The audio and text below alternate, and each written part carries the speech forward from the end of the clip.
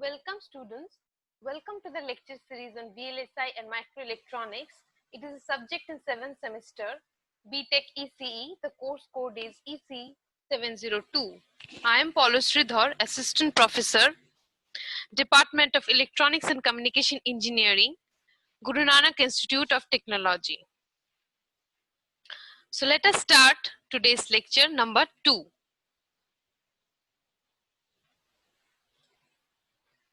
So our subject VLSI and microelectronics, which is a subject in 7th semester, it consists of 45 number of total lectures and the credit is 4. That is, it will be 3 lectures plus 1 tutorial class per week. So today we are going to start module 1, that is Introduction to IC. Now let us see what topics are there in module 1. Integrated circuits, the advantages, disadvantages, and the limitations. Then the scale of integration, that is the SSI, MSI, LSI, VLSI, ULSI, then Moore's law, then scaling of the MOSFET. First one is constant field scaling and constant voltage scaling. Next is short channel effects. Next, VLSI design flow. Then Y chart, IC classification, that is standard IC and ASIC, PAL, PLA, and FPGA architecture. So this was in module 1. And today we are going to start module 1. In the later slide, we will be seeing the lecture plan or the lesson plan of this lecture number 2. Now let us see the course outcomes of this particular course, VLSI and microelectronics. So the first course outcome is able to describe scale of integration, that is SSI, MSI, LSI, VLSI, Moore's law, scaling, short channel effect, VLSI design flow and architecture, and contract gate level circuits with PL and PLA concept.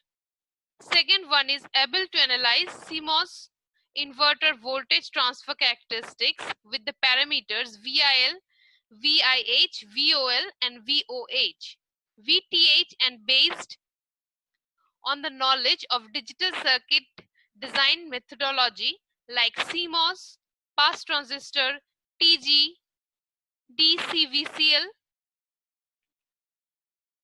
dynamic logic, NODA logic, and able to construct schematic of combinational sequential circuits, then SRAM, DRAM cell using the MOSFET. The third course outcome is based on the fundamental concept of the MOSFET characteristics and model, able to calculate value of the resistance of the current source, MOS diode, current of current mirror circuit, voltage of references like the voltage divider, threshold voltage, and band gap, then emulate resistance of the switch capacitor circuit. Next is gain of switch capacitor integrator and first order switch capacitor filter. The fourth course outcome is with the help of MOS transistor model, able to calculate the value of the parameters to design CMOS differential inverters and two-stage op-amps. That is to design CMOS differential amplifiers and two-stage op-amps. The fifth course outcome is able to describe fabrication steps of the ICs and construct stick diagram and layout of the CMOS inverter and basic gates based on the lambda and micron design rules. The sixth one is able to calculate gate delay, dynamic power, short circuit power, and leakage power and total power consumption across CMOS inverter circuit based on the derived expression of delay and power. Now you can see from the 6 course outcomes, the first course outcome, that is able to describe scale of the integration, SSI, MSI, then LSI, VLSI, Moore's law, scaling, short channel effect, VLSI design flow, architecture and contract gate level circuits with PLA and PAL concept. Now this one is given in red color. So this course outcome will be fulfilled in this particular lecture, that is lecture number 2, as we are going to start module 1 and all these topics are in module 1. So let us go to the lecture plan. This is the lecture plan or the lesson plan of this particular lecture, lecture number 2. Our course name is VLSI and Microelectronics and the paper or the course code is EC702. Today, as we are going to start module 1, the module 1 is Introduction to IC. IC is Integrated Circuits. So the first topic that we are going to study is Integrated Circuits Overview. That is basically the definition of the integrated circuits. Next is integrated circuits advantages. Third one is integrated circuits disadvantages and also the limitations. Next is scale of the integration, that is SSI, MSI, LSI, VLSI and the ULSI. That is the number of transistors in a chip and the scale of integrations. Next is the Moore's law. We will study about the various aspects of the Moore's law and also the increase of the transistors with respect to the time. We will also see the graphs. Next is the VLSI design flow and the last is the Y chart. In today's lecture, the last topic will be the Y chart.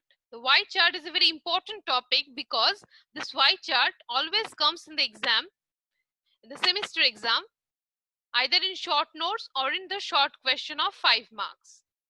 So let us start lecture number 2. Now before starting lecture number 2, let us have a quick recap of the first lecture of this lecture series of VLSI and Microelectronics. In the first lecture, we have seen all the course outcomes. See, the course outcomes are very important as these are the outcomes the students will be able to fulfill after the completion of the each module or the completion of the subjects. Now, after the course completion, we have seen the detailed analysis of the syllabus, how the syllabus runs, and what are the different modules of this syllabus. There are 5 modules in VLSI and Microelectronics, and this particular subject contains 45 lectures. That is, this lecture series will consist of 45 lectures and the course credit is 4 credit subject. It is a 4 credit subject.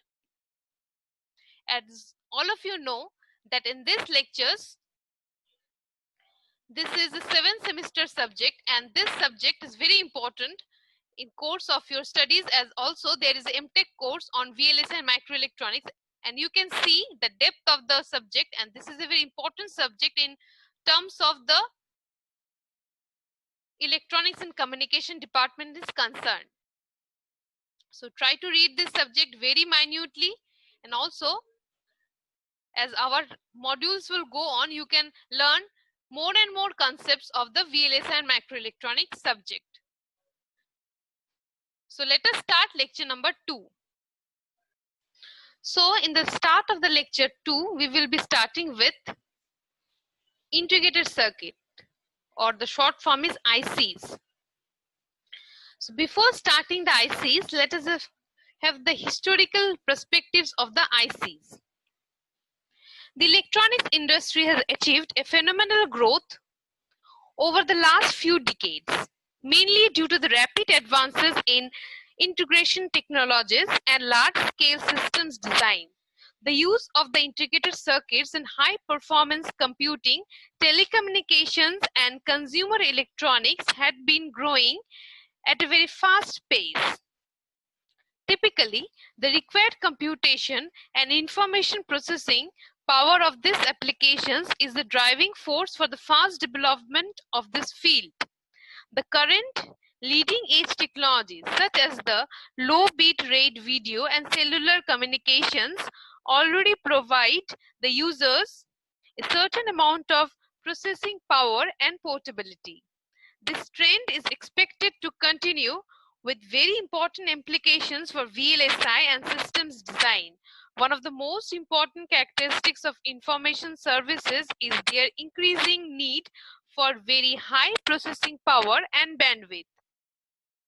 The other important characteristic is that the information services tend to become more personalized, which means that the information processing devices must be more intelligent and also be portable to allow more mobility. This trend towards portable, distributed system architecture is one of the main driving force for system integration. Even though it does not include a concurrent and equally important trend towards centralized, highly powerful information systems, such as those required for network computing and video services. As more and more complex functions are required in various data processing and telecommunication devices, the need to integrate these functions in a small package is also necessary. The level of integration as measured by the number of logic gates in a monolithic chip has been steadily rising for the almost 3 decades, mainly due to the progress in processing technology and interconnect technology. So we can see that how the ICs has evolved. Now let us see what are the ICs. The ICs or the integrated circuits are also called the microelectronic circuit or the microchip or chip. Integrated circuit is an assembly of the electronic components fabricated as a single unit in which miniatured active devices. What are the examples of the active devices? Transistors and diodes. These are the examples. And passive devices, for example, the capacitors and the resistor and also the inductors. Next is integrated circuits. Interconnects are built on very thin substrate of semiconductor devices or the semiconductor materials, typically silicon. The resulting circuit is thus a small monolithic chip which may be as small as a small square centimeters or only few square millimeters. The individual circuit components are generally microscopic in area. You can see from this diagram then that this is a fingernail. Here a fingernail is being shown and this shows a typical IC. This is a small IC. There in it fabricated are the units, are the miniature active and the passive devices are fabricated in this small chip. So you can see from this picture or you can have a small idea about what is the size of a chip and also how many active and passive devices are included in it. There are many active and passive devices included in it. In your basic electronics or digital electronics practicals, you have seen the ICs. That ICs, suppose a gate IC, but here in this IC, what you can see that there are many transistors and capacitors and diodes also. Like one IC in analog is the op-amp IC, like this. These are the examples of the ICs. An IC can include many active and passive components and also it can perform various functions depending upon the functionalities. Now let us go to the next slide. That is the advantages of the integrated circuits or the ICs. The major advantages of integrated circuits over those made by interconnecting discrete components are as follows. Extremely small size, 1,000 times smaller than the discrete circuits. It is because of fabrication of various circuit elements in a single chip of semiconductor material. Discrete means suppose you are taking a diode or you are taking a resistor or an inductor. These are the discrete components. But ICs means combination of all this in a single chip. Next is very small weight owing to the miniature circuit. Very low cost because of simultaneous production of hundreds of similar circuits on a small semiconductor wafer. Owing to mass production of ICs costs as much as an individual transistor. Next is more reliable because of elimination of shouldered joint and need for fewer interconnects. As you can see that when less number of interconnects are there, then or joints are less, then what will happen? The device will become more and more stable, because higher number of interconnects makes the device more and more unstable, because in the joints many charges can accumulate. But when there are fewer interconnects, then the accumulation of charge is very much less. Now, lower power consumption because of their small size. Now, as the ICs are having the small size, so it also are having the fewer interconnects, and the delay is also less. So there will be low power consumption. Next is easy replacement, as it is more economical to replace them than to repair them. Continuing to the next slide. Continues the advantages of the ICs. The next one is increased operating speed because of absence of the parasitic capacitance effect. Close matching of components and temperature coefficient because of bulk production in batches. The next one is improved functional performance, as more complex circuits can be fabricated for achieving better characteristics. Next one is greater ability of operating at extreme temperatures.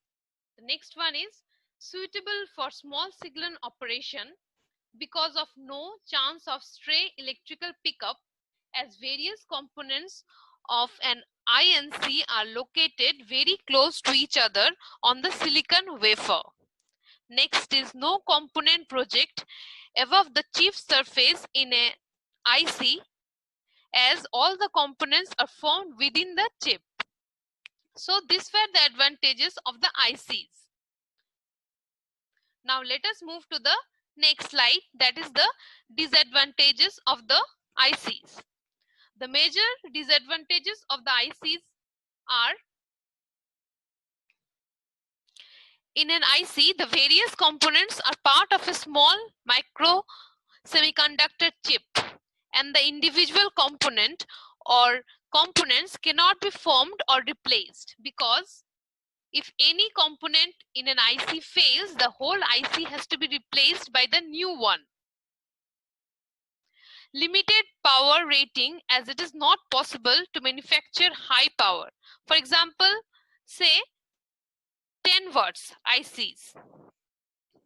Need of connecting inductors and transformers exterior to the semiconductor chip, as it is not possible to fabricate inductor and transformers on the semiconductor chip surface. Next is operation at low voltage, as ICs function at fairly low voltages. So these were the first part of the disadvantages of the ICs. Let us move to the next part. So the disadvantages includes quite delicate in handling, as this cannot withstand rough handling or excessive heat. Need of connecting capacitor exterior to the semiconductor chip, as it is neither convenient nor economical to fabricate capacitances excluding 30 picofarad. Therefore, for higher values of the capacitance, discrete components exterior to IC chip are connected. High-grade PNP assembly is not possible. Low temperature coefficient is difficult to be achieved. Large value of the resistance of the transistors. Next is voltage dependence of the resistors and the capacitances. Next is the diffusion processes and other related procedures used in the fabrication process are not good enough to permit a precise control at the parameter values for the circuit elements. However, control of the ratios is at significantly acceptable level. So these were in short the disadvantages of the integrated circuits. So let us move to the next slide. That is the scale of integration. Now, as more and more complex functions were required in various data processing and telecommunication devices, the need to integrate these functions in a small package is also increasing. The level of integration as measured by the number of the logic gates in a monolithic chip has been steadily rising for almost 3 decades, mainly due to the rapid process in processing technology and interconnect technologies. Now, this table shows the evolution of the logic complexity in ICs over the last 3 decades and marks the milestones of each era. Here, the number of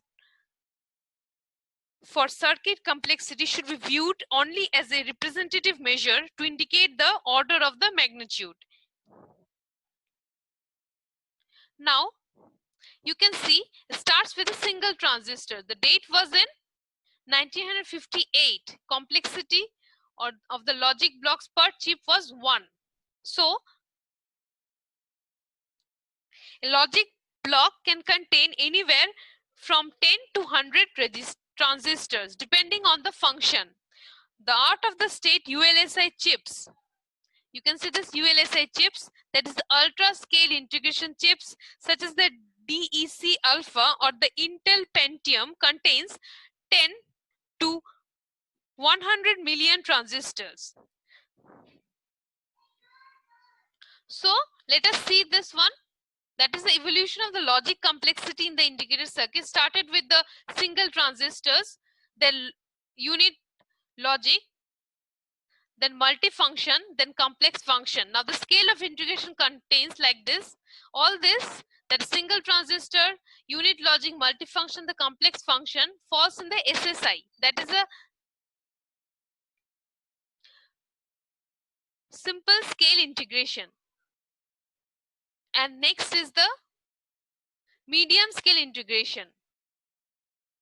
That is the MSI. In the case of MSI, you can see the date there, it is 1967. The number of transistors in single chip was 20 to 200. Next is large scale integration, or the short form is LSI. It was in the year 1972, and the number of transistors can be from 200 to 2000. Next is a very large scale integration, that is VLSI. The year was in 1978. The number of transistors were 2000 to 20,000. Next is ultra large scale integration, that is ULSI. It started in the date 1989, and the number of transistors per chip was 20,000 and more, that is millions of transistors. It can contain 10 to 10 million of transistors. Now, the monolithic integration of large number of functions on a single chip usually provides less area or volume, and therefore it is more and more compact. Then less power consumption, less testing requirements at the system level, then higher reliability, mainly due to improved on-chip interconnects, then higher speed due to significantly reduced interconnect length, significant cost savings. So this were the SSI, scale of integration. In the case of scale of integration, we have come or known that there are SSI, MSI, LSI, VLSI and ULSI scales of integration. Now let us go to the next slide. That is the Moore's law. Now, when comparing the integration density of the ICs, a clear distinction must be made between the memory chips and the logic chips. Now, the number of transistors per chip has continued to increase at an exponential rate over the last 3 decades, effectively confirming the Jordan-Moore's. This one is the picture of Jordan-Moore's on the growth rate of the chip complexity, and it started in the early 60s or the 1960s. Now let us see what is the Moore's law. Moore's law is the observation that over the history of computation, the number of transistors on ICs doubles approximately every 2 years. The law was named after Intel co-founder Jordan E. Moore, who described the trend in 1965 paper. So he is Jordan Moore, and the law, Moore's law, is named after him, as he had described the trend in his 1965 paper. So let us move to the next slide, giving more on Moore's law. Now, his prediction is very much accurate, in part because the law is not used in the semiconductor industry to guide long-term planning and to get targets for research and development. The capabilities of many digital electronic devices are strongly linked to Moore's law. Processing speed, then memory capacity, sensors, and even the number and size of the pixels in the digital cameras. So you can see the vast implementation of the Moore's law. All of these are improving at roughly exponential rate as well. This exponential improvement has dramatically enhanced the impact of digital electronics in the nearly every segment in the world's economy. Next, let us move to the next slide.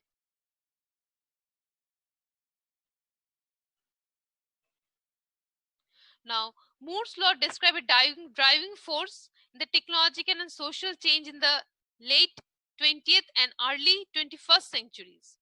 The period is often quoted as 18 months. Is due to the Intel executive David House, who predicted that the period for doubling in chip capacity performance being a combination of the effect of more transistors and their being faster.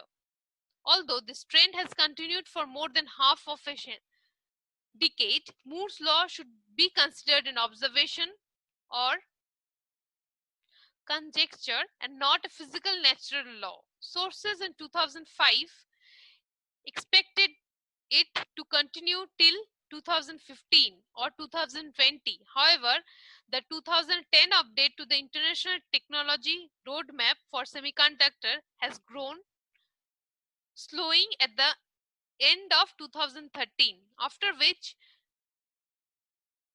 transistor count and densities are double every 3 years. So this Moore's law, depending on the Moore's law now, the number of transistor is double every 3 years. So this is the new Moore's law. You can say that the number of transistor is double every 3 years. In this decade, we are in 2020. So you can say the number of transistors or the densities is double every 3 years. So this was in short the Moore's law. The Moore's law is very important in the semiconductor subject and also very important in the semester exam. Now let us move to the next slide. That is the VLSI design flow. The VLSI design flow is very important. The VLSI design flow is very important because in the later slides we are going to study the Y chart, which is the implementation of the VLSI design flow. Now, let us see how this design flow proceeds. Now, the design process at various levels is usually evolutionary in nature. It starts with the given set of requirements. So first, what is this? We need the given set of requirements. Next is initial design is developed and tested according to the requirements. As we are having some requirements, so depending upon these requirements, the normal or the initial design is being developed. That is the first design, and it is being tested against the requirements, if the requirements are met or not. So when the requirements are not met, the design has to be improved. Now, as the requirements, that is a given set of functions were given by the user, suppose. So the design that has been developed, it has, if it is not meant, that the design has to be developed or the improved. If such improvement is either possible or too costly, then revision of the requirements and an impact analysis must be considered. So you can do the impact analysis. Impact analysis, what does this mean? The impact analysis means, suppose you are given a given set of requirements and you have designed something. After this, the design is to be tested according to the requirements. And now if it is seen that the requirements are not met or the design has to be improved and this improvement is quite costly, then you have to do the impact analysis. That is, you have to do the revision of the requirements. So this was in short the VLSI design flow. Let us go to the next slide. That is the Y chart. So the Y chart was first introduced by D. Gutsky. The Y chart illustrates a simplified design flow for most logic chips using design activities on 3 different axes. These are the 3 different axes: first axis, second axis, and third axis. The Y chart consists of major 3 domains known as the geometrical domain or the layout domain, behavioral domain, and the structural domain. First, here you can see that you are starting from here, that is the behavioral domain, then structural domain, then the geometrical, and the layout domain. So this one is the Y chart, as this Y means the different axis together forms the English alphabet Y. This is the English alphabet Y.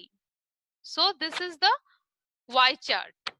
Consists of 3 major domains. First one is the behavioral domain, structural domain, and the geometrical layout domain. So starts from here, then it goes here, then finite state machines, then ALUs, then module replacement. Like this it goes on. Or you, okay? So let us see how this Y chart is being going, or the design flow is being going. Now, the design flow starts from the algorithm. Okay, like see, let us go to the previous slide. So the design chart starts from the algorithm. Okay, in the behavioral domain, you can see this.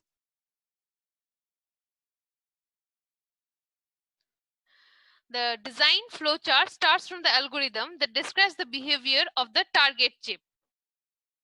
Next is the corresponding architecture of the processor is first defined. Next is it is mapped onto the chip surface by floor planning. The next design evolution is the behavioral domain defines the FSM or the finite state machines, which are structurally implemented with functional modules such as the registers and the arithmetic logical units, that is the ALUs. These modules are then geometrically passed onto the chip surface using the CAD tools for automatic module placement, followed by routing with the goal of minimizing the interconnects area and the signal delays. The third evolution starts with the behavioral module description. Individual modules are then implemented with leaf cells. At this stage, the chip is described in terms of logic gates, that is the leaf cells, which can be placed and interconnected by using a cell placement and the routing program. Next comes the last evolution. Last evolution involves a detailed Boolean description of the leaf cells, followed by transistor level implementation of leaf cells and mask generation. In the standard cell-based design style, the leaf cells are pre-designed, that is at the transistor level, and stored in the library for logic implementation, effectively implementing the need of transistor level design. So this was in short the Y chart. You can see that this Y chart consists of 3 domains. First is behavioral domain, structural domain, and the geometrical layout domain. And all this, starting from the algorithm ending to mask, has been described, and I hope it is clear to all of you. Now let us move to the next slide. See, after the Y chart, we need to have a simplified view of the VLSI design. So this chart shows us the simplified view of the VLSI design. So it starts from system specification and then up to fabrication and testing. So this figure provides a more simplified view of the VLSI design flow. It takes into account the various representations or abstractions of the design behavioral, logic, circuit, and mask layout. So basically, for VLSI design, these 4 parts are very important. That is the behavioral, logic, circuit, and mask layout. The verification of the design plays a very important role in every step during this process. Now you can see it starts from system specification, then functional architectural design, then the functional verification. Again, if this verification is not correct, it goes on to the design. That is, this architecture has to be designed again. That is the behavioral representation. The failure to properly verify a design in its early phases typically causes significant and expensive redesign at the later stage, which ultimately increases the time to market. So you can see the logic design, then the logic verification is there. This logic design comes under the logic or the gate level representation. So if this is not met, that is the logic verification is not met, it again goes to the logic design. Next is the circuit design. Circuit design represents the circuit representation. Now again, there is a circuit verification. If the circuit verification is not right, or you have to redesign the circuit design. Next is the physical design. That is the layout representation. Physical design means the layout representation. After the physical design, then the layout verification is done by using the several